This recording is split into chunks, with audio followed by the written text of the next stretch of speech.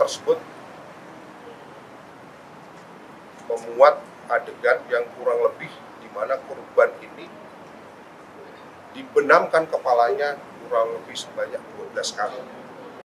Sedangkan untuk nanti detailnya kami akan sampaikan lebih lanjut, mungkin nanti minggu depan kami akan menyertakan tim daripada analisis digital dari Puslapor, termasuk tim dari kedokteran forensik.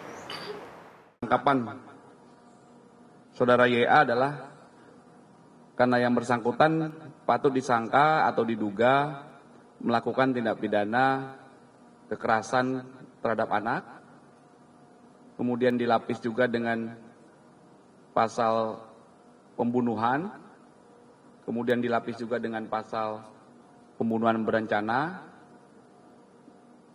dan juga pasal karena lalainya menyebabkan orang meninggal dunia, bagaimana di laporan polisi awal.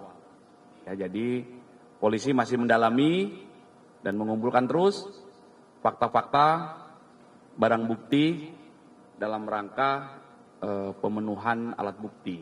Aku hari Kamis datang ke sini. Tadi juga aku udah lihat CCTV-nya dari awal sampai habis. Gitu ya, gak mungkin lah aku tega gitu buat diem aja. Anak aku tuh meninggal loh, bukan koma, bukan cuma cacat, bukan cuma sakit gitu. Jadi gak mungkin seorang ibu tuh diem aja anaknya digituin. Jadi ya mohon pengertiannya aja untuk semua, bukan berarti aku tuh nutupin. Tapi aku tuh mau proses ini berjalan lancar tanpa harus aku cuap-cuap dimanapun gitu. Berarti itu pertama kalinya Kak Tamara melihat CCTV?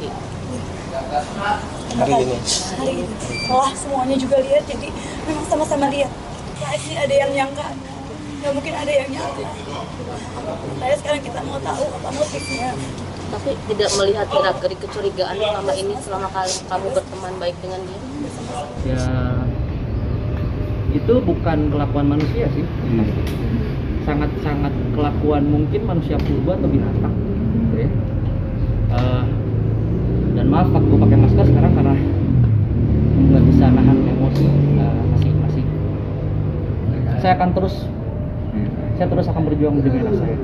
Yang pasti tadi informasi dari penyidik, ya saya imitasi seadil-adilnya, seberat-beratnya.